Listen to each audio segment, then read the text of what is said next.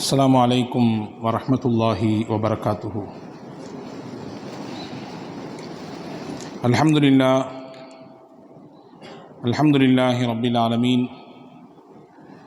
ونصلي ونسلم على الرسول الكريم وعلى آله وأصحابه أجمعين. قال الله تعالى في القرآن الكريم والفرقان الحميد: أعوذ بالله من الشيطان الرجيم، بسم الله الرحمن الرحيم. ربنا لا تؤاخذنا إن نسينا أو أخطأنا. وقال نبينا محمد رسول الله صلى الله عليه وسلم: رفعت عن أمتي الخطأ والنسيان. اللهم صل على سيدنا محمد وعلى آل سيدنا محمد وأنزله المقعد المقرب عندك يوم القيامة. எல்லாம் வல்ல அல்லாஹுவின் திருப்பெயர் போற்றி துவங்குகிறேன். அருமை நாயகம் முஹம்மது ரசூலுல்லாஹ் ஸல்லல்லாஹு அலைஹி வஸல்லம் அவர்கள் மீதும் அவர்களை பின்பற்றிய சத்திய சஹாபாக்கள், நல்லோர்கள், சாலிஹீன்கள், குறிப்பாக இந்த ஜும்மாவின் அவைக்கு வருகை தந்திருக்கிற வர இருக்கிற எல்லா மக்களின் மீதும் எல்லாம் வல்ல அல்லாஹுவின் பேரருளும் பெருங்கருணையும் என்றென்றும் நிறைவாக வந்து சேரட்டுமாக. ரப்புல் ஆலமீன் அல்லாஹ் நம்முடைய பாவங்களை, தவறுகளை மன்னித்து அவனுடைய திருப்பொருத்தத்திற்குரிய நன்மக்களாக, மேன்மக்களாக நம்மை எல்லோரையும் சேர்த்தல் புரிவானாக. வாழும் காலம் வரை நிறைவான ஆரோக்கியத்தையும் நீண்ட வாழ்வையும் கைகால் சுகத்தையும் மருத்துவமனையின் அனைத்து விதமான துன்புதயங்களையும் விட்டு நம்மையும் நம்முடைய சந்ததிகளையும் நம்முடைய குடும்பத்து மக்களையும் அல்லாஹ் காத்திரட்சிப்பானாக. அல்லாஹுவின் திரு ஆலயமாம் காபாவையும் அன்னலம் பெருமானார் ஸல்லல்லாஹு அலைஹி வஸல்லம் என்னுடைய புனிதமான ரவுதாவையும் புனித பைத்துல் முகத்தஸையும் மீண்டும் மீண்டும் குடும்பத்துடன் ஹஜ்ஜி உம்ரா ஜியாரா பல செய்திட நம் எல்லோருக்கும் அல்லாஹ் வாய்ப்பை தருவானாக. உலகை விட்டு மூச்சடங்கும் நேரத்திலே லா இலாஹ இல்லல்லாஹ் முஹம்மது ரசூலுல்லாஹ் என்ற கலிமாவை சொன்னவாறு நம்முடைய ஆத்மாக்களை அல்லாஹ் கைப்பற்றி நாளை ஃபிர்தௌஸ் என்ற சொர்க்கத்திலே நம்மையும் நம்மை பெற்றவர்கள், நமக்கு கல்வி தந்தவர்கள், நம் முன்னேற்றத்திற்கு காரணமாக இருந்த அத்துணை மக்களையும் அல்லாஹ் ஃபிர்தௌஸ் என்ற சொர்க்கத்தில் ஒன்றிணைப்பானாக. ஆமீன் யா ரப்பல் ஆலமீன். கண்ணியத்திற்கும் மரியாதைக்கும் உரிய சகோதரர்களே, பாசத்திற்குரிய மூமின்களே, வல்ல அல்லாஹுவினுடைய அனுக்கிரகங்களை, அருளை ஒவ்வொரு நாளும் ஒவ்வொரு நிமிடமும் நாம் உள்வாங்கிக் கொண்டிருக்கிறோம். அதை நம்முடைய உடலில், நம்முடைய மூச்சில், நம்முடைய செயல்பாடுகளில், நம்முடைய சிந்தனையில் எல்லாவற்றிலும் வெளிப்படுத்துகிறோம் இல்லையா? அல்லாஹ்வின் அருள் என்பது ஒரு குறிப்பிட்ட எல்லைக்குள் சுருக்கிவிட முடியாதது. லா துஹ்சூஹா என்று குர்ஆன் சொல்கிறது. நீங்கள் என்ன நினைத்தால் கடைசியில் தோர்ந்துதான் போவீர்கள், உங்களால் எண்ண முடியாது. நீங்கள் ஒரு குறிப்பிட்ட இடத்தில் அல்லது ஒரு குறிப்பிட்ட எண்ணிக்கையில் உங்களால் சுருக்க முடியாது என்று அல்லாஹ் சொல்கிறான். அன்பானவர்களே, அல்லாஹ் கொடுத்த அருளில் ஒன்றுதான் மனிதனுக்கு ஞாபகமும் சரி, மறதியும் சரி. ஞாபகம் அல்லாஹ்வுடைய அருள் தான். பல விஷயங்கள் ஞாபகப்படுத்தி வச்சிருக்கிறோம். இயந்திரங்கள் எல்லாம் தோற்று போய்விடும் மனித மூளைக்கு முன்னால். மனிதனுக்கு அல்லாஹ் தந்திருக்கக்கூடிய அந்த சிந்தனை ஆற்றல், ஒரு விஷயத்தை உள்வாங்கிக் கொள்ளுதல், அதை பாதுகாத்து வைத்தல், தேவைப்படக்கூடிய சமயத்திலே ஒரு மைக்ரோ செகண்டில் அது போய்விட்டு அந்த தரவுகளை எடுத்து கொண்டு வந்து காண்பித்தல், இது எல்லாமே அல்லாஹ் நமக்கு கொடுத்த மிகப்பெரிய அருள், ஞாபகத்திறன் இல்லையா? அதே போன்றுதான் மறதியும் கூட சில நேரங்களில் அருள். என்ன நீங்கள் பார்க்குறதெல்லாம் பார்த்தா தெரியுது, அருளாக எப்படி மறதி இருக்கும்? ஆமாம், மறதி சில நேரங்களில் அருளாகத்தான் மனிதனுக்கு இருக்கிறது. பாருங்கள், ஆதம் அலைஹிஸ்ஸலாமை அல்லாஹ் படைக்கிறான். படைத்து முடித்ததற்கு பிறகு ஒரு காட்சி, ஹதீஸ் நமக்கு அதை விரிவிக்கிறது. ஆதம் அலைஹிஸ்ஸலாம் அவர்களுடைய சந்ததிகள், அடுத்து உலக அழிவு நாள் வரை வரக்கூடிய மக்களை அல்லாஹ் முன்னால் காண்பிக்கிறான். உங்களுடைய பிள்ளைகள்லாம் பாருங்க, இப்படிலாம் வரப்போறாங்க என்று அல்லாஹ் காண்பிக்கிறான். அப்படி அது நீண்ட பெரிய ஹதீஸ், சுருக்கமாக சொல்கிறேன். அதில் அவருடைய பிள்ளைகளுடைய தோற்றத்தை எல்லாம் ஆதம் அலைஹிஸ்ஸலாம் பார்க்கும் பொழுது ஒருவருடைய தோற்றம் அவருக்கு ரொம்பவும் ஈர்ப்பை தருகிறது. ரொம்ப பௌர்ணமியை விட வெளிச்சமாக இருக்கிறார், பார்ப்பதற்கே வசீகர தோற்றம். யார் இந்த பிள்ளை? உங்களுடைய பிள்ளையில் ஒருத்தவர் தான். இவர் பேர் தாவூது. பின்னால் காலத்தில் வரக்கூடிய உங்கள் பிள்ளைகளில் ஒருவர், இவருக்கு பெயர் தாவூது. அவருக்கு அந்த அழகையும் அந்த வனப்பையும் அந்த வசீகர தோற்றத்தையும் பார்த்து ஆதம் அலைஹிஸ்ஸலாமுக்கு மெச்சி கொண்டாங்க. அதை அல்லாஹ்ட்ட கேட்டாங்க, யா அல்லாஹ் என் புள்ள தாவூதுக்கு உலகத்தில் எத்தனை வருஷம் ஆயுசை கொடுத்துருக்கா, எத்தனை வருடம் வாழ்வார் அவர்? அல்லாஹ் சொன்னான் 60 வருடம் வாழ்வார். அவருக்கு ஆயுசு 60. 60லாம் பத்தாது, என் ஆயுஸ்ல இருந்து 40 நான் எக்ஸ்ட்ரா அவர் கொடுக்குறேன், நீ சேர்த்திக்கோ. 40 வருடத்தை என் புள்ள தாவூதுக்கு நான் கொடுக்குறேன் என் வயசுல இருந்து, நீ சேர்த்திக்கணும். அல்லாஹ் சரி என்று ஒத்துக்கொண்டான். 60 என்று நிர்ணயம் செய்யப்பட்ட தாவூத் அலி இஸ்லாமின் வாழ்க்கை ஜீவிதம் 100ஆக சேர்ந்து 40ஓடு சேர்ந்து 100ஆக மாறுகிறது. இப்படி காலம் ஓடுது. ஆதம் அலி இஸ்லாம் வந்தாங்க பூமிக்கு, புள்ள பிறந்துச்சு, நிக்கா செஞ்சு வச்சாங்க. அடுத்த கட்டம் வச்சுக்கோங்க. கடைசியில் ஆதம் அலி இஸ்லாமுக்கும் மரணம் என்று உண்டு தானே. பிறப்பு என்பது எப்படி இயற்கையோ அப்படித்தான் இறப்பு என்பதும் இயற்கை. ஏன் பிறக்கிறோம்? வாழ்வதற்கா? இல்லை, இறப்பதற்கு தான் பிறக்கிறோம். அந்த இறப்பின் இடைப்பட்ட காலத்தில் மனிதன் மனிதனாக வாழ்ந்தால், அல்லாஹ் ரசூலினுடைய அந்த கட்டளைக்கு இணங்க வாழ்ந்தால் அந்த வாழ்க்கையே புனிதமிக்க வாழ்க்கையாக மாறுகிறது. அதற்கு அங்கீகாரம் தான் சொர்க்கம், அதற்கு அங்கீகாரம் தான் அவனுடைய மன்னரையின் வாழ்க்கையின் வெளிச்சம். இப்போ பிறப்பு இறப்பு. ஆதம் அலி இஸ்லாமுக்கும் இறப்பு வந்தது. மலக்குல் மௌத் இஸ்ராயில் அலி இஸ்லாம் அவருடைய ரூஹை கைப்பற்ற போனார்கள். ஆதம் அலி இஸ்லாம் சண்டை போட்டாங்க, இன்னும் எப்பவுமே வர்றீங்க, எனக்கு இன்னும் 40 வருஷம் மிச்சம் இருக்காக்கும் அப்படின்னாங்க. இஸ்ராயில் அலி இஸ்லாம் சொன்னாங்க, பாவா சரிதான், நீங்க தான் உங்க வயசுலேருந்து 40 உங்க மகன் தாவூது கொடுக்க சொன்னீங்க, அல்லாஹ் எடுத்தாச்சு, உங்க ஆயுஸ்ல 40 லெஸ் பண்ணியாச்சு, அவருக்கு ஆட் பண்ணியாச்சு, முடிஞ்சிருச்சு. அதெல்லாம் இல்லை அப்படிலாம் கிடையாது என்று ஹஜ்ரத் ஆதம் அலி இஸ்லாம் மலக்குல் மௌத்திடத்திலே வாதம் செய்தார். இந்த ஹதீஸ் ரசூல்லா முடிக்கும் பொழுது இப்படி முடிக்கிறாங்க. அதனுடைய கடைசி விஷயம் என்னவானது என்பது அல்லாஹ் ரசூலுக்கு தெரியும். இப்படி முடிக்கிறார்கள் ஹஜ்ரத் பெருமானா ஸல்லல்லாஹு அலைஹி வஸல்லம், நசிய ஆதமு வ நசியத்து துர்ரியத்துஹு வ ஜஹத ஆதமு வ ஜஹதத்து துர்ரியத்துஹு. ஆதம் அன்று மறந்தார், அவர்களின் பிள்ளைகள் எல்லாரும் மறப்பை வழக்கமாக கொண்டு விட்டார்கள்.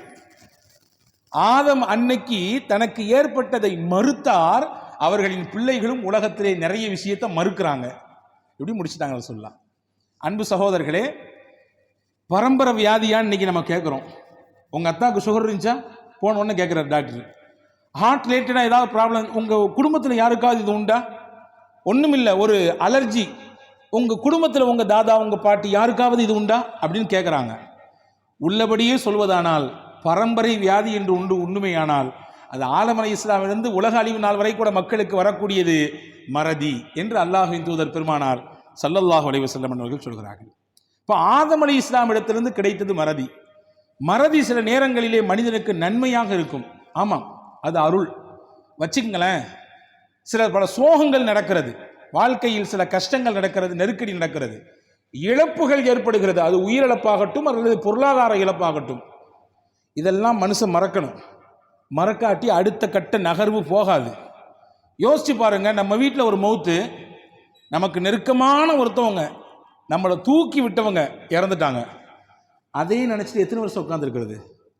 அடுத்து நமக்குன்னு ஒரு வாழ்க்கை இல்லை, நமக்கு பின்னால் இருக்கக்கூடிய சந்ததிகளுக்கு நாம் வாழ வேண்டாம், அல்லாஹ்வை நினைக்க வேண்டாம், அவர்களுக்கு வழிகாட்ட வேண்டாம். இதையே நினைத்தால் நினைக்க முடியாது. கால போக்கில் அது காற்றோடு காற்றாய் கரைந்து மறைந்து போகிறது. மறதி அதை மறக்கடித்து விடுகிறது, இல்லையா? இந்த நேரத்தில் மறதி என்பது அருளாக மனிதனுக்கு இருக்கிறது. நினைத்து கொண்டே இருந்தால் வாழ்க்கை ஜீவிதம் கழியாது. இபாதத்திலும் சில நேரங்களிலே மறதி என்பது அருளாக இருக்கிறது மனிதனுக்கு. சில விஷயங்களை மறந்து செஞ்சிடறோம். ரசூலுல்லாஹ் சொன்னாங்க மன்னிப்பு அதுக்கு அப்படின்னாங்க. நோன்பு வச்சிருக்கோம் ரமதானுடைய காலத்தில், மற்ற மாதங்களிலெல்லாம் சாப்பிட்டோம் குடித்தோம், ஆனால் அந்த மாதத்தில் சாப்பிடுவதற்கும் குடிப்பதற்கும் நமக்கு நாமே ஒரு கட்டுப்பாட்டை போட்டுக்கொள்கிறோம். ஆனால் அதையும் மீறி சில நேரங்களில் தெரியாமல் தண்ணீரை எடுத்து குடித்து விடுகிறோம். குடித்து முடிச்ச பின்னாடி யோசிக்கிறோம், ஆஹா நோன்பு இல்லை, இது நான் நோம்பெல்லாம் வச்சிருக்கிறேன், என்ன பண்றது? ரசூலுல்லாஹ் சொன்னாங்க பிரச்சனை இல்லை, இந்த மறதிக்கு அல்லாஹ்விடத்திலே தண்டனை கிடையாது. ருஃபிஅத் அன் உம்மதி அல் ஹதஉ வன் நிஸ்யான், என் உம்மத்தில் மறந்து செய்யக்கூடிய சில காரியங்களுக்காக வேண்டி குற்றம் பிடிக்கப்படாது. இயற்கையாக காலப்போக்கில், அதாவது போகிற போக்கில் வேண்டுமென்றே என்றில்லாமல் தவறுதலாக செய்த விஷயங்களுக்கு அல்லாஹ் குற்றம் பிடிக்க மாட்டான் என்றார்கள் பெருமானார் ரசூலுல்லாஹி ஸல்லல்லாஹு அலைஹி வஸல்லம், இல்லையா? எனவேதான் தொழுகையிலே கொஞ்சம் முன்னே பின்னே மறந்து கூட்டியோ குறைத்தோ செய்துவிட்டால் அதை நிவர்த்தி செய்வதற்கு வழியை ரசூலுல்லாஹ் கற்றுக் கொடுத்தார்கள். மொத்த தொழுகையும் முறிஞ்சு போயிடும் அப்படின்னு சொல்லல ரசூலுல்லாஹ். அதற்கு வழியை கற்றுக் கொடுத்தாங்க. இதை செஞ்சிட்டீங்கன்னா உங்களுடைய தொழுகை பாதுகாப்பாக ஆகிவிடும், உங்களுடைய தொழுகை சரியாகிவிடும் என்று பெருமானார் ஸல்லல்லாஹு அலைஹி வஸல்லம் கற்றுக் கொடுக்கிறார்கள். அப்போ மறதி சில நேரங்களில் அருளாக இருக்கிறது. ஹஜ்ரத் மூசா அலைஹிஸ்ஸலாமையும் ஹித்ர் அலைஹிஸ்ஸலாமையும் பற்றி குர்ஆனிலே சூரா கஹ்ஃப் என்ற அத்தியாயத்திலே அழகான ஒரு வரலாற்றை சொல்கிறான். நாம் எல்லாம் படித்து உணர்ந்து பின்பற்ற தகுந்த ஒரு பல செய்திகளை அல்லாஹ் கஹ்ஃப் அத்தியாயத்திலே வைத்திருக்கிறான். நான் உங்களை அன்போடு கேட்டுக்கொள்கிறேன், அன்பு பெருமக்களே, வெள்ளிக்கிழமை தோறும் நாம் வெள்ளிக்கிழமையை சந்திக்கிறோம். ஜும்மாவோடு நம்முடைய கடமை முடிந்து போவதல்ல. ஒவ்வொரு வாரமும் நம்மில் ஒவ்வொருவரும் குறைந்தபட்சம் நம் குடும்பத்தில் யாராவது ஒருவதாவது சூரா கஹ்ஃபை ஓதிவிட வேண்டும். நம்மிலே யாராவது ஒருவர், குடும்பத்திலே ஒருவராவது சூரா கஹ்ஃபை ஓதிவிட வேண்டும். பெருமானார் சொன்னார்கள், உலக அழிவு நாளின் நெருக்கத்தில் தஜ்ஜாலின் வருகை வரும். அந்த தஜ்ஜாலின் தீங்கிலிருந்து பாதுகாப்பை அல்லாஹ் யாருக்கு தருவான்? சூரா கஹ்ஃபை வாரம் வெள்ளிக்கிழமை வளமையாக ஓதுபவர்களுக்கு தருவான். ஒரு வாரம் வெள்ளிக்கிழமை சூரா கஹ்ஃபை ஓதினால் மறுவாரம் வெள்ளிக்கிழமை வரை அல்லாஹ் தன் பேரொளியை கொண்டு அவரை பாதுகாக்கிறான். நாங்கள் ஸல்லல்லாஹு அலைஹி வஸல்லம் தன்னுடைய பேரொளியை கொண்டு கொடுத்து அல்லாஹ் அவரை பாதுகாப்பான் என்றார்கள் ஸல்லல்லாஹு அலைஹி வஸல்லம். பல விஷயங்களை அல்லாஹ் சூரா கஹ்ஃபிலே சொல்கிறான். சுருக்கமான அத்தியாயம் தான், நிறைய செய்திகள் இருக்கிறது. அதிலே மூசா அலைஹிஸ்ஸலாமை பற்றியும் ஹித்ர் அலைஹிஸ்ஸலாமை பற்றியும் ஒரு நீண்ட பெரிய தகவல் வருகிறது. ஒரு முக்கியமான காரணத்துக்காண்டி அல்லாஹு தஆலா அனுப்பி வச்சான் மூசா அலைஹிஸ்ஸலாமை. போங்க, போய் பாருங்க, நம்முடைய ஞானம் கொடுக்கப்பட்ட ஒரு மகத்தான மகான் இருக்கிறார், அவருக்கு எவ்வளவு செய்தி தெரியும் பாருங்க. சும்மா யதார்த்தமா பேசிட்டு இருக்கும் பொழுது கூட்டத்தில் இருந்து ஒருத்தர் கேட்டார் மூசா அலைஹிஸ்ஸலாம்ட்ட, யார் ரொம்ப பெரிய அறிஞர்? மூசா அலைஹிஸ்ஸலாம் பெருமையோடலாம் சொல்லல, அல்லாஹ்வின் தூதர் அவர்கள், அல்லாஹ்வுடைய நபி, வஹி கொடுக்கப்படக்கூடிய நபி, வேதம் வழங்கப்பட்ட நபி, எனவே நான் என்றார்கள். இந்த நான் என்ற வார்த்தை அல்லாஹ்விற்கு கொஞ்சம் நெருடலை ஏற்படுத்தியது. உங்களுக்கு மேலேயும் ஒரு ஆள் இருக்காங்க பாருங்க, நல்லா காமிக்க வச்சான். அல் குர்ஆன் சொல்லுகிறது, எந்த காலகட்டத்திலும் தன்னிடத்தில் இருக்கும் ஒரு திறமையை வைத்து நான் என்று வந்துவிட்டால் முடிந்து போனது. அதுக்கு மேல ஒருத்தர் அல்லாஹ் வச்சிருப்பான். எந்த விஷயத்தில் ஆனாலும் சரிதான், உங்களிடத்தில் இருக்கக்கூடிய அறிவு, சமயோஜித புத்தி, ஆற்றல், திறமை, கல்வி, ஞானம், படிப்பு, எல்லாத்துக்கும் மேல ஒருத்தர் இருப்பார். எல்லாத்துக்கும் மேல ஒருத்தர் இருப்பார். அதுதான் இயற்கை நியதி. இயற்கை நியதி அதுதான். அல்லாஹ் ஜல்ல ஷானஹு வ தஆலா மூசா அலைஹிஸ்ஸலாமுக்கு கற்றுக் கொடுத்தான். உங்களுக்கு மேலும் ஒருவர் இருக்கிறார், அவர்கிட்ட போங்கன்னா அல்லாஹ். அவர்தான் ஹித்ர் அலைஹிஸ்ஸலாம். சந்திப்பதற்கு இடத்தை சொன்னான், எப்படி போக வேண்டும் என்று சொன்னான். ஹித்ர் அலைஹிஸ்ஸலாமை சந்திப்பதற்காக வேண்டி போன மூசா அலைஹிஸ்ஸலாம் கொண்டு போன மீனை தவற விட்டு விட்டார்கள். எங்கயா மீன்? அது தவறி போன இடம் தான் அவரை பார்க்குற இடம். அல்லாஹ் சொல்லியிருக்கிறான், ஐயோ மறந்துட்டேனே எடுக்கிறதுக்குன்னாரு. மறதி வந்து போச்சு. கடைசியில் போய் பார்த்தாங்க, சந்திச்சாங்க. உங்களோட நான் பயணிக்கணும், உங்களால் முடியாது, நீங்கள் பொறுமையாக இருக்க மாட்டீங்க என்னுடைய காரியத்தை நான் பார்க்கும் பொழுது. இல்லை, நிச்சயமாக நான் பொறுமையாக இருப்பேன், உங்களோட நான் வருவேன். சரி, வந்தால் நான் செய்கிற எதையுமே கேள்வி கேட்கக்கூடாது, கொஸ்டின் பண்ணக்கூடாது, பேசாம வரணும். நான் அதற்குரிய விளக்கத்தை அந்தந்த சமயத்தில் சொல்லுவேன். சில சமயங்களிலே நாம் அவசரப்பட்டு விடுகிறோம், அதனால் காரியங்கள் சிதறி போய் விடுகிறது. அந்தந்த நேரத்தில் அதற்கான விளக்கங்கள் தெரியும், அதனுடைய வெளிப்பாடு வரும். கொஞ்சம் பொறுத்திருக்க வேண்டும். இந்திரியம் என்பது கருவுக்குள்ளே போன உடனேயே அடுத்து குழந்தையாக வெளிப்பட வேண்டும் என்று அவசரப்பட்டால் நடக்குமா? காலம் இருக்கிறது, கனிய வேண்டும். ஒரு 9 மாசம் கனிய வேண்டும். அதற்கு பிறகுதான் உங்களுக்கு பிள்ளை சந்ததி என்பது வெளிப்படும். ஹஜ்ரத் மூசா அலைஹிஸ்ஸலாம், ஹஜ்ரத் ஹித்ர் அலைஹிஸ்ஸலாம் சொன்னாங்க, நான் பொறுமையா இருப்பேன். சரி, பொறுமையா இருக்கணும். கூட்டு போனாங்க. போகும்போதே ஒரு இடத்த கடக்குறாங்க, ஒரு நிகழ்ச்சி நடக்குது. ஹஜ்ரத் மூசா அலைஹிஸ்ஸலாம் கேள்வி கேட்டாங்க, என்ன இது, நல்ல கப்பலை உடைச்சு நீங்க அனுப்புறீங்களே, என்ன காரியம் இது? மக்கள் எல்லாம் பயணிக்கக்கூடிய கப்பல், வியாபாரிகள் சரக்குகளை ஏற்றி கொண்டு வந்து இருக்கிறாங்க, அந்த நல்ல கப்பலை பிடிச்சி உடைக்கிறீங்களா, இதெல்லாம் சரியா அப்படின்னு கேட்டாங்க. ஹஜ்ரத் ஹித்ர் அலைஹிஸ்ஸலாம் திரும்பி சொன்னாங்க, நான் சொன்னேன்ல நீங்க பொறுமையா இருக்க மாட்டீங்கன்னு. நான் செய்யற காரியத்துக்கு என்ற கொஸ்டின் கேட்கக்கூடாதுன்னு சொல்லியிருந்தேன், சொல்லிய மீறி நீங்க செஞ்சிட்டீங்க. அப்போ ஹஜ்ரத் மூசா அலைஹிஸ்ஸலாம் சொன்ன ஒரு வார்த்தை குர்ஆன் சொல்லுகிறது, லா தஅஹுதுனி பிமா நஸீது வலா துர்ஹிகினி. மறந்து போய் கேட்டுட்டேன், என்னைய பிடிச்சிடாதீங்கன்னா. மறந்து போயிட்டேன், உங்கள்கிட்ட கொடுத்த வாக்குறுதி மறந்து போச்சு, எனவே இதை காரணம் காட்டி என்னை நீங்க பிடிச்சிடாதீங்க, உங்கள்கிட்ட இருக்கக்கூடிய கனெக்ஷனை கட் பண்ணி விட்டுறாதீங்கன்னு நாங்கள் ஹஜ்ரத் மூசா அலைஹிஸ்ஸலாம். அடுத்தடுத்து கேள்விகளையும் கேட்கத்தான் செய்தார்கள். ஹஜ்ரத் ஹித்ர் அலைஹிஸ்ஸலாம் அதற்கு பிறகு உண்டான விளக்கங்களை சொன்னார்கள் என்பதாக நான் வரலாற்றிலே பார்க்கிறோம். முக்கியத்துவம் வாய்ந்த ஒரு விஷயம், அல்லாஹ் படிக்க சொல்லியிருக்கிறான். இவரிடத்தில் போங்கள், பல ஞானங்கள் இருக்கிறது, உங்களுக்கு தெரியாத பல ரகசியங்கள் அவரிடத்திலே புதைந்து கிடக்கிறது, படியுங்கள் என்று சொல்லி அனுப்பி வைத்த ஒரு காரியத்திலும் கூட ஹஜ்ரத் மூசா அலைஹிஸ்ஸலாம் மறந்து போயிட்டாங்கன்னு பார்க்கணும். இப்போ மறதி வரும், இயற்கை. அந்த மறதி சில நேரங்களிலே நன்மையாக இருக்கிறது, சில நேரங்களிலே அதுவே ஆபத்தாக விளைகிறது இல்லையா? நம்ம எல்லாத்தையுமே ஸ்டோர் பண்ணி வச்சிருப்போம், முக்கியமான சமயங்களிலே மறந்து போய்விடுவோம், முக்கியமான நபர்களை மறந்து போய்விடுவோம். பார்க்கிறோம், முக்கியமான நிகழ்ச்சி, வீட்டில் ஒரு கல்யாணம், ஒரு முக்கியத்துவம் வாய்ந்த மனிதரை விட்டுட்டு நம்மளே சொல்லுவோம், அவரை எப்படி விட்டேன்னு தெரியல, எனக்கு நான் விட்டுட்டேன், மிஸ் பண்ணிட்டேனே, நான் மறந்து போயிட்டேனே, எப்படி விட்டேன், எனக்கு அவ்வளோ க்ளோஸ் ஆனவர், நெருக்கமானவர், என்னுடைய வாழ்க்கையோடு அவ்வளவு தொடர்பு உள்ளது, எப்படி அவரை நான் மறந்தேன், தெரியவே இல்லை. இந்த வார்த்தைகளை நம்முடைய வாழ்க்கையில் பலரும் அனுபவித்திருக்கலாம் இல்லையா? இப்ப மறதி என்பது சில நேரங்களில் அருளாக இருக்கிறது, அது வேண்டும், சில நேரங்களில் இருக்கக்கூடாது. ரசூலுல்லாஹி ஸல்லல்லாஹு அலைஹி வஸல்லம் அவர்கள் ஒரு நாள் அஸருடைய தொழுகை 4 ரக்காயத் தொழுது முடித்துவிட்டு சலாம் கொடுக்க வேண்டிய நபிகள் 2 ரக்காயத்து முடிஞ்ச உடனே சலாம் கொடுத்துட்டாங்க. சலாம் கொடுத்து எந்திரிச்சு போய் ஒரு மரக்கட்டைக்கு பக்கத்தில் நிற்கிறாங்க. பின்னாடி தொழக்கூடியவங்கள பெரிய பெரிய சஹாபாக்கள்லாம் உட்கார்ந்துருக்காங்க. அபூபக்கர் நாயகம் இருக்கிறாங்க, முக்கியத்துவம் வாய்ந்த சஹாபாக்கள் இருக்காங்க, யாரும் பேசல. ஏன்னு கேட்டா வஹி இறங்கக்கூடிய காலகட்டம் அது. அல்லாஹ் இதையும் சொல்லியிருக்கலாம் முன்ன பின்ன, இன்னையிலிருந்து இந்த 4 ரக்காய் தொழுகின்றது உங்களுக்கு ஷார்ட் ஆகி 2 ரக்காய் தான் மாத்திட்டேன் அப்படின்னு வஹி கொடுத்திருக்கலாம். அது அல்லாஹ்வுக்கும் ரசூலுக்குமான செய்தி. நம்ம தலையிட்டு ஒழுங்கீனமாக ரசூல்கிட்ட கேள்வி கேட்டா என்ன பண்றது அப்படின்னு யோசிச்சாங்க. இருந்தாலும் அந்த சபையில் ஒரு சஹாபி இருந்தார். அந்த சஹாபிக்கு பேர் வரலாற்றிலே துல் யதைன் என்று பெயர் பெற்றிருக்கிறார். அந்த சஹாபி ரொம்ப நுட்பமாக கேட்டாங்க பாருங்க கேள்வி.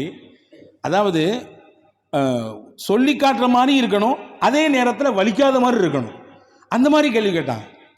அக்குசிரத்தி ஸலாத்து அம் நஸீத யா ரசூலல்லாஹ், அல்லாஹ்வின் திருத்தூதர் அவர்களே, இன்னையிலிருந்து அஸர் தொழுகை 4 என்பது 2ஆக குறைக்கப்பட்டு விட்டதா அல்லது நீங்க மறந்துட்டீங்களா 2 ரக்காயத்னு கேட்டாங்க. எவ்வளவு அழகான கேள்வி, கேட்கும் விதத்திலேயே அழகை பாருங்கள். இன்னையிலிருந்து அஸர் 4லிருந்து 2க்கு மாறிடுச்சா, அல்லாஹ் குறைச்சிட்டானா அல்லது நீங்க மறந்துட்டீங்களா? ரசூலுல்லாஹ் சொன்னாங்க 2மே நடக்கலன்னாங்க. இந்த சஹாபி திருப்பி சொன்னாங்க, இல்லை நபியே, நீங்கள் 2 ரக்காயத் தான் தொழு வச்சிருக்கீங்க. வந்தாங்க, பின்னாடி இருந்த சஹாபாக்கள்கிட்ட கேட்டாங்க, இவர் சொல்றது உண்மைதானான்னு கேட்டாங்க. ஆம் நபியே, நீங்கள் 2 தான் தொழு வச்சிங்க. அடுத்து ரசூல் ஸல்லல்லாஹு அலைஹி வஸல்லம் அவர்கள் 2 ரக்காய் தொழ வைத்து அந்த தொழுகையை பூர்த்தியாக்கினார்கள் என்று ஹதீஸ் முடிகிறது. இங்கே செய்தி என்னன்னா, நபி ஸல்லல்லாஹு அலைஹி வஸல்லமை பற்றி திருக்குர்ஆன் சொல்கிறது, சனுக்ரிஉக வலா தன்ஸா, உங்களுக்கு நாம் ஒவ்வொன்றாக கற்றுக் கொடுத்திருக்கிறோம், நீங்கள் மறக்கவே மாட்டீர்கள் என்று குர்ஆன் சொல்கிறது. ஹதீஸ்ல ரசூலுல்லாஹ் தொழுகை 2 ரக்காயத்து விட்டு மறந்தாங்கன்னு ஹதீஸ் இருக்குது. ஏன்? அறிஞர் பெருமக்கள் எழுதுவார்கள், மறதி ஏற்பட்டால் தொழுகையில் என்ன செய்ய வேண்டும் என்பதையும் அந்த தொழுகையை கற்றுக் கொடுத்த தூதர் தான் சொல்லித்தர வேண்டும். எத்தனை ரக்காயத்து, எப்படி தக்பீர் கட்டணும், தக்பீர் கட்டினா என்ன ஓதணும், ருக்கூல என்ன செய்யணும், சஜிதால என்ன செய்யணும், எல்லாத்தையும் ரசூல் தான் கற்றுக் கொடுத்தாங்க. மகரிப் 3 ரக்காயத்து, ஏன்? அல்லாஹ் சொன்னா ரசூலுல்லாஹ் செஞ்சு காமிச்சாங்க. ஃபஜர் 2 ரக்காயத்து, ஏன்? மற்ற பகல் நேர தொழுகை எல்லாம் 4 இருக்கிறதே, ஃபஜர் மட்டும் ஏன் 2?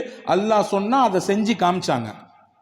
அதே தூதர் தான், அதே இறை தூதர் முஹம்மது ஸல்லல்லாஹு அலைஹி வஸல்லம் அவர்கள் தான் ஒருவருக்கு தொழுகையிலே ஏதாவது மறந்து முன்ன பின்ன ஆயிடுச்சுன்னா என்ன பண்றது, உம்மத்துக்கு ரசூலுல்லாவை கொண்டு அல்லாஹ் பாடம் கற்பித்தான்.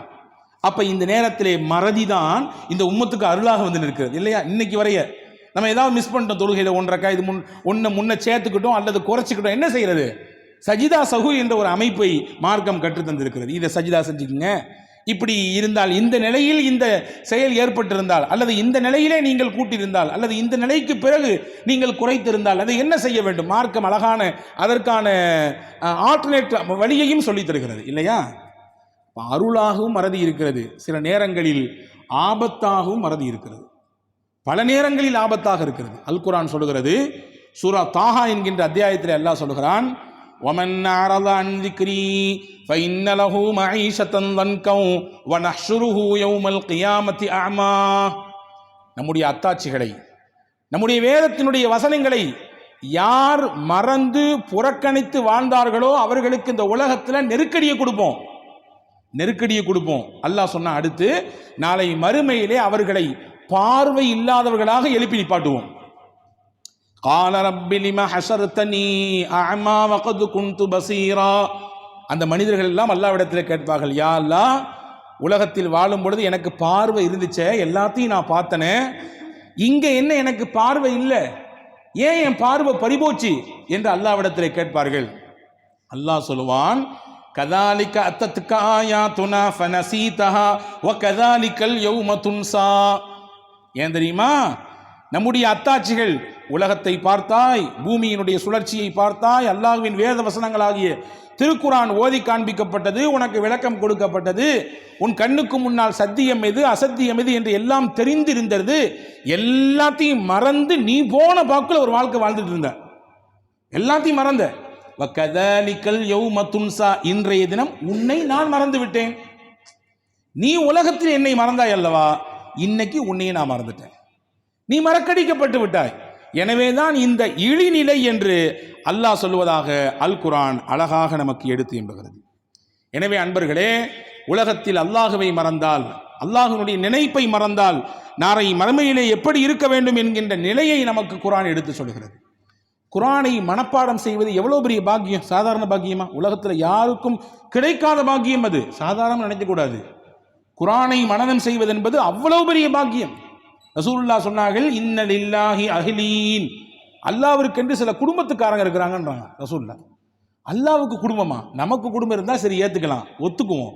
அல்லாஹ்வுக்கு எங்கிட்டு குடும்பம், எப்படி குடும்பம்? யார் ரசூலுல்லாஹ்? மன்ஹும், யார் அல்லாஹ்வின் குடும்பத்தினர்கள்? ரசூலுல்லாஹ் சொன்னாங்க, அஹ்லுல் குர்ஆன், குர்ஆனை தாங்கி சுமப்பவர்கள், குர்ஆனை தன் கல்புகளிலே ஏந்திருக்கக்கூடியவர்கள், இவர்கள் அல்லாஹ்வினுடைய குடும்பத்துக்காரங்கன்னா என்ன அர்த்தம்? ஒரு குடும்பத்துக்காரரின் மீது அந்த குடும்பத்தின் தலைவனுக்கு எவ்வளவு உரிமையும் அக்கறையும் அன்பும் கரிசனமும் இருக்குமோ, அதற்கு கொஞ்சமும் குறைவில்லாமல் அல்லாஹ்வுக்கு அந்த குர்ஆனை தாங்கி இருப்பவர்கள் மீது அன்பும் கரிசனமும் அக்கறையும் உண்டு.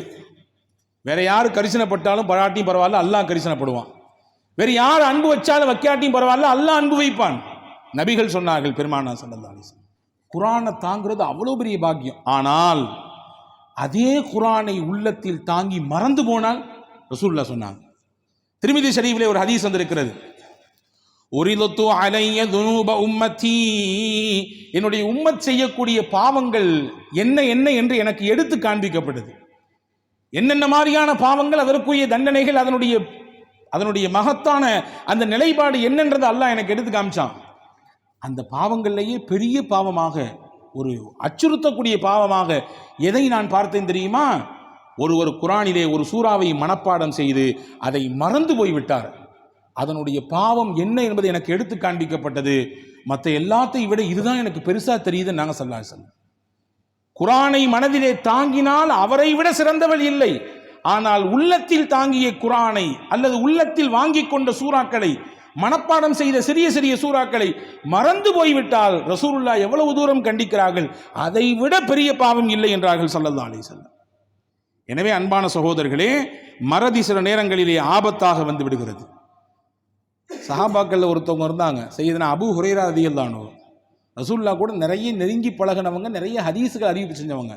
ரசூலுல்லாஹ் வந்து சொன்னாங்க, யா ரசூலுல்லாஹ், நிறைய விஷயம் நீங்க சொல்றீங்க, நான் கேட்கிறேன், ஆனா எல்லாமே எனக்கு மறந்து போகுது. இந்த மறதி மிகப்பெரிய ஆபத்தாக இருக்கிறது. என்னுடைய எண்ணம், எனக்கு உங்களிடத்திலிருந்து கிடைக்கக்கூடிய விஷயங்கள் எல்லாம் மக்களின் கவனங்களுக்கு, அவர்களின் கல்புகளுக்கு போய் சேர வேண்டும். ஆனா மறதின்ற நோய் என்னை போட்டு படாத பாடுபடுத்துது. ஏதாவது ஒரு வழி சொல்லுங்கள், எனக்கு நீங்கள் ஏதாவது ஒரு வழிகாட்டுங்கள், நான் மறக்கக்கூடாது என்று கேட்டார்கள். ஸல்லல்லாஹு அலைஹி வஸல்லம் ஒரு துண்டை எடுத்து விரித்து, உண்மையிலேயே தன் வாயிலிருந்து எதையோ வெளியே கக்கி வெளியே எடுத்து அள்ளி போடுவதை போன்று ஒரு பாவனை சொல்ல, அப்படியே கல்விலேருந்து அப்படி எடுத்து அள்ளி அள்ளி அந்த துண்டுக்கு மேலே போடுவதை போன்று ஒரு பாவனை. எதையும் போடவில்லை, ஆனால் மானசீகமான ஒரு பாவனை அது செய்தார்கள். ரசூலுல்லாஹ் சொன்னாங்க, துண்டை எடுத்து நெஞ்சில இறுக்கமா கட்டிக்கிங்கன்னாங்க. அதற்கு அபூ ஹுரைரா ரலியல்லாஹு சொல்றாங்க, அந்த துண்டை நான் வாங்கி கட்டினேன், அந்த துண்டை கட்டின நாள்ல இருந்து எனக்கு எதுவுமே மறந்ததில்லைன்றாங்க. ரசூலின் பரக்கத் அது எனக்கு கிடைத்தது, மறக்கவே இல்லை. என்னுடைய மகத்தான ஒரு திருப்பணி நான் செய்ய வேண்டும் என்று நினைக்கிறேன், அதற்கு இந்த மறதி குறுக்கிடுகிறது. மறதி வரக்கூடாது என்ற வீடத்தில் கேட்டேன், தீர்வு கிடைத்தது. இன்னைக்கு சஹாபாக்கள்ல நம்பர் 1 ஹதீஸை அறிவித்தவர்கள் யார் என்றால் சையதுனா அபூ ஹுரைரா ரலியல்லாஹு அன்ஹு. சஹாபாக்கள்ல மொத்த சஹாபாக்கள் 1,00,000 சஹாபாக்கள் இருந்தார்கள். அவர்களிலே ஹதீஸை அதிகம் அறிவித்தது யார் என்றால் சையதுனா அபூ ஹுரைரா ரலியல்லாஹு அன்ஹு அவர்களுக்கு மிகப்பெரிய சக்தியாக இருந்தது எது? மறதி இல்லாத ஒரு ஞாபகத்திறன், ஆற்றல். எனவே அன்பான சகோதரர்களே, மறதி என்பது சில நேரங்களில் நல்லது, சில நேரங்களில் ஆபத்து. எனவேதான் ஹஜ்ரத் இமாம் ஷாஃபி ரஹ்மத்துல்லாஹ் தன்னுடைய ஆசிரியர் பெருமகனிடத்திலே போய் கேட்பாங்க. மொத்தமே 54 வயசு தான் வாழ்ந்தாங்க ஷாஃபி இமாம். அவங்கள மாதிரி ஒரு மிகச்சிறந்த திறமையாளரை உலகம் கண்டதில்லை. அவ்வளவு பெரிய ஆற்றலை அல்லாஹ் கொடுத்திருந்தான். ஷாஃபி மதுஹபினுடைய ஒரு முக்கிய சட்ட வல்லுநராக, சட்ட இமாமாக இருக்கக்கூடிய இமாம் ஷாஃபி தன்னுடைய உஸ்தாத் இடத்திலே போய் கேட்கிறார்கள், எனக்கு ரொம்ப மறந்து போகுது, நிறைய விஷயங்களை நான் உள்வாங்கிறேன், ஆனால் மறந்து போயிடுது. நீங்கள் எல்லாம் பார்க்குறத பார்த்தா தெரியும், எங்களுக்கும் அந்த மாதிரி நோய் நிறைய இருக்குது அப்படின்னு. ஹஜ்ரத் இமாம் ஷாஃபி ரஹ்மத்துல்லாஹ் உஸ்தாத் இடத்துல கேட்கிறார்கள். அவங்களுக்கு எவ்வளோ பெரிய ஞாபகத்திறன், ஆற்றல் என்றால் அவங்க வரலாற்றினுடைய ஓரக்குறிப்பில் இருக்கிறது. அவர்கள் 2 பக்கங்கள் உள்ள ஒரு புத்தகத்தை படிக்க துவங்கினால் ஒரு பக்கத்தை கையால் மறைத்துக் கொள்வார்கள், இன்னொரு பக்கத்தை வாசிப்பார்கள். கண் கொண்டு அந்த பக்கம் பார்த்தாலும் கூட அப்படியே உள்ளத்திலே அப்படி பிரிண்ட் மாதிரி பதிஞ்சிருமா. அவ்வளோ பெரிய மனசக்தி, ஆற்றல். எப்படி கிடைச்சது இது கேட்குறாங்க. எனக்கு மறக்குது, என்ன செய்யறது? அப்போ சொன்னாங்க ஹஜ்ரத் வக்கீ ரஹ்மத்துல்லாஹ் அவருடைய உஸ்தாது, அப்பா நீ பாவம் செய்யாத. பாவம் இருக்கிறதே அது ஒரு இருள், கல்வி இருக்கிறதே அது ஒரு ஒளி. இருள் இருக்கும் இடத்திலே ஒளி வராது, அல்லாஹ் தரமாட்டான். பாவத்தை தவிர்த்து கொண்டால் மனப்பாடம் சக்தியும் கூடும், மறக்கவும் செய்யாது என்றார்கள் ஹஜ்ரத் வக்கீ ரஹ்மத்துல்லாஹ். அதற்கு பின்னால் ஹஜ்ரத் இமாம் ஷாஃபி ரஹ்மத்துல்லாஹ் அதிகப்படியான விஷயங்களை உள்வாங்கினார்கள் என்ற செய்தியை பார்க்கிறோம். இப்போ பாவத்தினால் கூட மறதி ஏற்படும் என்ற செய்தியை இதிலிருந்து நாம் புரிந்து கொள்ள முடிகிறது. பாவம் செய்ய செய்ய நமக்கு இருக்கக்கூடிய ஞாபகத்திறன் குறைந்து கொண்டே இருக்கும் என்பதையும் இதிலிருந்து புரிந்து கொள்ள முடிகிறது. பாவத்தை தவிர்க்கிற பொழுது ஞாபக ஆற்றலையும் திறனையும் அல்லாஹ் நமக்கு வசப்படுத்தி தருவான் என்பதும் இதிலிருந்து விளங்குகிறது. அன்பர்களே, இந்த மறதி குறித்து இப்படியான 2 பார்வையை நான் உங்களுக்கு தந்திருக்கிறேன். இது இஸ்லாமிய பார்வை. இதனை தொடர்ந்து இன்னைக்கு மறதிங்கிறது ஒரு தேசிய நோயாக மாறி இருக்கு, தெரியுமா? தேசிய நோயாக மாறி இருக்கிறது.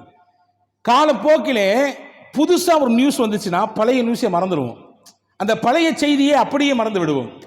எத்தனை விஷயங்கள் நம்முடைய நாட்டிலே மிகப்பெரிய வருத்தத்தையும் பெரிய மன அழுத்தத்தையும் நமக்கு தந்து கொண்டிருக்கிறது. சமீபத்திலே கொல்கத்தாவிலே பணியாற்றி கொண்டிருந்த ஒரு மருத்துவ படிப்பு மாணவி ஒரு சுமார் 36 மணி நேரம் அங்கே பணி செய்துவிட்டு அந்த மருத்துவக் கல்லூரியிலே இருக்கக்கூடிய ஒரு செமினார் ஹாலிலே போய் ஓய்வெடுக்க போகிறாள் அந்த பெண்மணி. அந்த மருத்துவர் ஓய்வெடுக்க போன அந்த பெண்ணை கேங்கா சேர்ந்து அந்த பெண்ணை அப்படியே சீரடித்து கொன்று இருக்கிறார்கள். இது 1 ஆ 2 நம்ம நாட்டில் எத்தனை நடந்திருக்குது உங்களுக்கு தெரியும் நினைக்கிறேன்.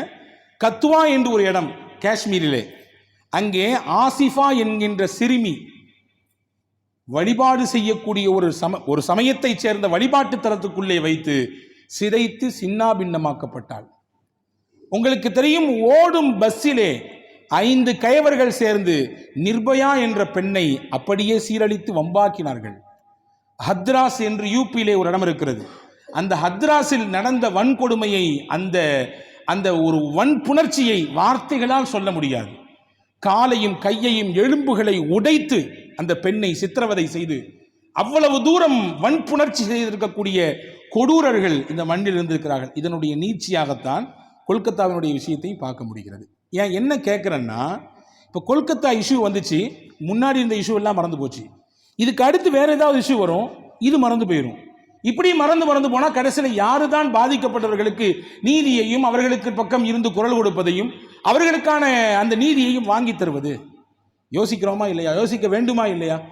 இன்னைக்கு நியூஸுக்கு அல்லது வேற ஏதாவது ஒரு சேனலுக்கு இது வெறும் நியூஸ் தான், ஒரு செய்தி, அவ்வளவுதான். இதை பரபரப்பாக கொடுத்து விட்டு கடந்து போய்விடுகிறார்கள். அடுத்து வேற யாராவது கட்சியை தொடங்கினா, வேற யாராவது ஒரு கொடி அறிமுகம் செஞ்சா அங்கே போய் ஃபுல்லாக ஃப்ளாஷ் எடுத்து அதை பரப்புறது. பாதிக்கப்பட்ட மக்களுக்கு யாரு அந்த உரிமையை வாங்கி தருவது? அவர்களுக்கான நீதியின் குரல் எங்கிருந்து ஏற்படுத்துவது? இந்த மாதிரியான கயவர்களை எப்படி தண்டிப்பது என்கின்ற சிந்தனை எல்லா தரப்பு மக்களிடத்திலும் எழுந்திருக்கிறது. இன்னைக்கு உள்ள காலகட்டத்தில் தான் மிகப்பெரிய அவலம். ஒரு 4வது வகுப்பு 3வது வகுப்பு படிக்கக்கூடிய பிள்ளைகளுக்கு குட் டச் சொல்லித்தர வேண்டியது இருக்கிறது, பேட் டச் சொல்லித்தர வேண்டியது இருக்கிறது. அந்த மாதிரியான ஒரு கேடுகட்ட ஒரு காமுகர்கள் நிறைந்திருக்கக்கூடிய ஒரு காலத்தில் நாம் வாழ்ந்து கொண்டிருக்கிறோம். இதில் உயிரை காப்பாற்றக்கூடிய வேலையை செய்யக்கூடிய மருத்துவர்களுக்கு கூட பாதுகாப்பு இல்லை என்பது எவ்வளோ பெரிய வேதனை. அந்த அம்மா 36 மணி நேரம் வேலை பார்த்துருக்குங்க. 36 மணி நேரம் வேலை பார்த்துவிட்டு அங்கே ஒதுங்குவதற்கு இடம் கூட இல்லை. அங்கே ரெஸ்ட் எடுப்பதற்கு, ஓய்வெடுப்பதற்கு மருத்துவர்களுக்கு ஒரு தனி அறைகள் கூட நிறைவாக வசதியோடு இல்லை. கடைசியில் செமினார் ஹாலில் போய் இருந்த கட்டில் படுத்திருக்குது.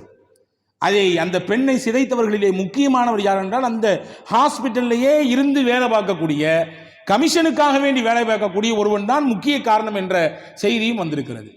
இது ஒன்றா ரெண்டா? அதே மருத்துவக் கல்லூரியில் இந்த மாதிரியான சம்பவம் 3 சம்பவம் நடந்திருக்கு.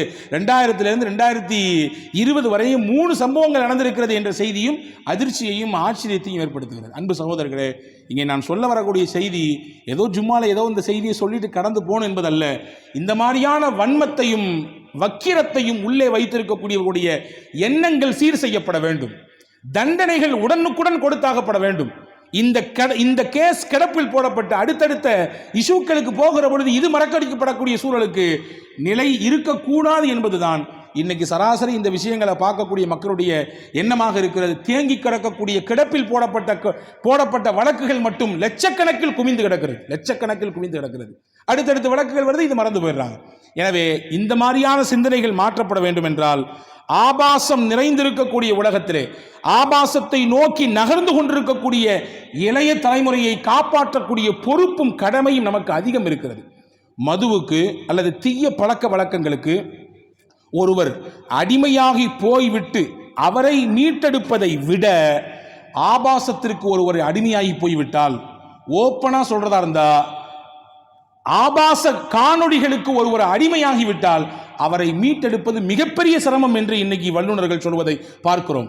இந்த மாதிரியான சிந்தனை எங்கிருந்து ஏற்படுகிறது? அந்த மாதிரியான விஷயங்கள் இருந்துதான் அந்த வக்கிரம் சிந்தனையாக மாறி அவன் உள்ளத்திலே சென்று வாய்ப்பு கிடைக்கிற பொழுது இடம், பொருள், யார் என்ன என்றெல்லாம் பார்க்காமல், வயது என்ன, எத்தனை வயசு, வயசுல பெரியவங்களா அல்லது வயசுல குறைஞ்சவங்களா என்ற எந்த சிந்தனையும் இல்லாமல் அவன் சிந்தனை முழுக்க அந்த வக்கிரமும் வன்மமும் நிறைந்திருக்கிறது. அது மாற்றி அமைக்கப்பட வேண்டும் என்றால் சமூகத்தில் இருக்கக்கூடியவர்கள் பொறுப்புணர்வோடு எல்லா விஷயங்களையும் இந்த மாதிரியாக வளர்ந்து வரக்கூடிய பிள்ளைகளுக்கு, இந்த மாதிரியான சமூகத்தில் அக்கறை மிக்கவர்களுக்கு சொல்லித்தர வேண்டிய கடமையும் பொறுப்பும் நமக்கு இருக்கிறது. வல்ல அல்லாஹ் இந்த மாதிரியான இழிநிலையிலிருந்து சமுதாயத்தை அடுத்தடுத்து பாதுகாப்பானாக. இந்த மாதிரியான சூழல் ஏற்பட்டு விடாமல் வரக்கூடிய காலகட்டங்களிலே சிறந்த முன்மாதிரியான சமூகமாக முஸ்லிம் சமூகத்திலிருந்து மாற்றங்களை கொண்டு வருவதற்கு அல்லாஹ் முயற்சிப்பானாக. ஆமீன். வாஹிரு தாவானா அல்ஹம்துலில்லாஹி ரப்பில் ஆலமீன். அஸ்ஸலாமு அலைக்கும் வரஹ்மத்துல்லாஹி வபரகாத்துஹு.